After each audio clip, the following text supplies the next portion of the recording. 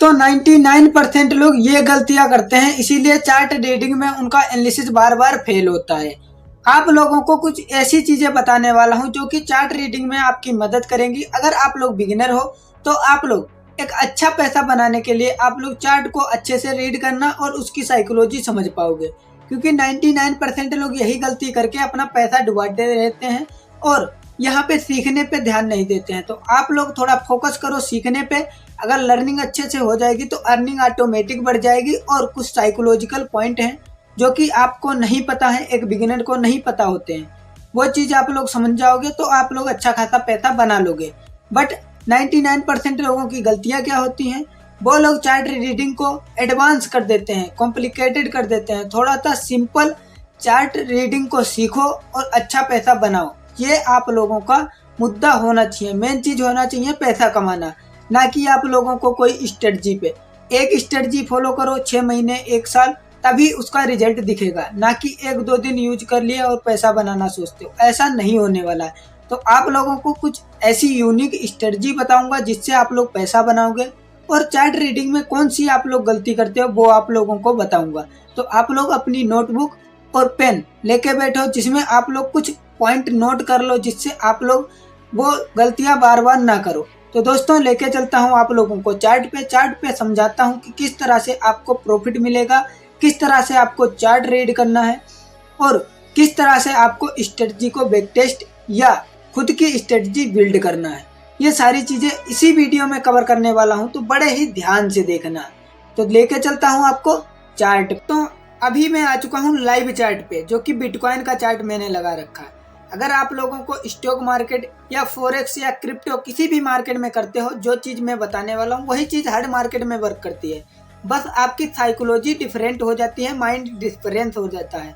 Chart वही बनता है जो एक बिगिनर को दिखता है, जो एक प्रो ट्रेडर को दिखता है। तो आप लोग थोड़ा ध्यान से देखना और यहाँ पे समझने की कोशिश करना, ना कि आप लोगों को कुछ ऐसा बताने वाला हूँ जिससे आपका पैसा बनने लगे। ऐसा नहीं, कुछ समझने पे फोकस होना चाहिए आपका और अपने पॉइंट को नोट करना। तो यहाँ पे मैं BTC का चार्ट ओपन कर लिया हूँ, यहाँ पे थोड़ा क्लीन कर देता हूँ। अब आप लोग देखोगे लाइव चार्ट बन रहा है, चल रहा है, ठीक है। अब मैंने 1 आवर के टाइम फ्रेम पे लगा रखा है, इसको 15 मिनट पे करूंगा तो आप लोगों को पता चलेगा सपोर्ट रेजिस्टेंस कितना ज़्यादा मार्केट में इंपॉर्टेंट है। किसी भी मार्केट में सप्लाई डिमांड अगर आप लोगों को नहीं पता है तो पैसा नहीं बना पाओगे, क्योंकि सप्लाई डिमांड वो पिलर हैं जो कि हर जगह वर्क करते हैं, चाहे स्टॉक मार्केट हो, चाहे फॉरेक्स मार्केट हो, चाहे क्रिप्टो मार्केट हो, चाहे खुद की लाइफ में, ठीक है। ये चीज़ आप लोग नोट करना। अब यहाँ पे सप्लाई डिमांड इसलिए बताने वाला हूँ क्योंकि 99% बिगिनर यही चीज़ बोलते हैं कि सप्लाई डिमांड तो समझ में आती है, लेकिन उसकी साइकोलॉजी या वहाँ पे ट्रेड नहीं बना पाता हूँ। मेरा दिमाग कुछ और कहता है, चार्ट कुछ और कहता है। तो अपना दिमाग कम यूज करना है, थोड़ा सा चार्ट को ध्यान से देखना है और पैसा बनाना है। तो यहाँ पे मैंने एक रेजिस्टेंस मार्क किया है, ठीक है। अब यहाँ नीचे देखोगे तो एक सपोर्ट लेवल बन गया। अब मार्केट इसी जोन में 15 मिनट पे घूम रहा है बिटकॉइन का चार्ट। तो हम यहाँ पे क्या समझेंगे, ये एक सपोर्ट जोन है, यानी कि एक सप्लाई और डिमांड है, ठीक है। अब यहाँ पे देखोगे, यहाँ से मार्केट जैसे आती है, सप्लाई बढ़ती है, मार्केट का प्राइस बढ़ जाता है, जैसे डिमांड बढ़ती है मार्केट गिरता है। तो ये चीज़ें कुछ यूनिक हैं, बट आपको समझना जरूरी है। तो यहाँ पे ध्यान से देखना।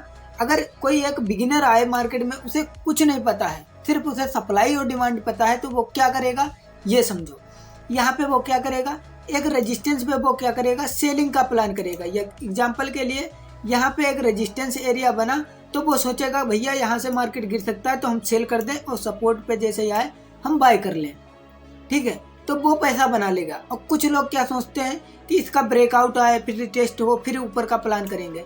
तो वो लोग वहाँ पे वेट ही करते रहते हैं, पैसा नहीं बना पाते। तो आपको ये भी चीज़ पे फोकस करना है कि सपोर्ट रेजिस्टेंस की कब स्ट्रेटजी वर्क करती है, कब नहीं। अब आपको चार्ट रीडिंग में सबसे इम्पोर्टेंट पॉइंट बता चुका हूँ, जो कि आपका है सपोर्ट रेजिस्टेंस। अब आपको ट्रेंड लाइन का सपोर्ट रेजिस्टेंस बताता हूँ, कितना इम्पोर्टेंट है ट्रेंड लाइन का सपोर्ट और रेजिस्टेंस। यहाँ पे अगर आप लोग ध्यान से देखोगे, ट्रेंड लाइन का सपोर्ट रेजिस्टेंस किस तरह से वर्क करता है, कुछ इस तरह से। देखो यहाँ से एक ट्रेंड लाइन मार्क की मैंने, और यहाँ पे अगर देखोगे ट्रेंड लाइन का एक सपोर्ट बन रहा था। जैसे इसका ब्रेकडाउन आया, अब एक बिगिनर को जैसे ही पता चला कि भैया कभी भी मार्केट का जब भी ब्रेकडाउन होता है, ब्रेकआउट होता है, तो मार्केट को हमें सेल करना चाहिए। तो वो जैसे सेल करता है यहाँ तक का उसका प्रॉफिट बन जाता है, यानी कि अगर आप लोग देखोगे 1:3 से ज़्यादा का उसका प्रॉफिट हो जाता।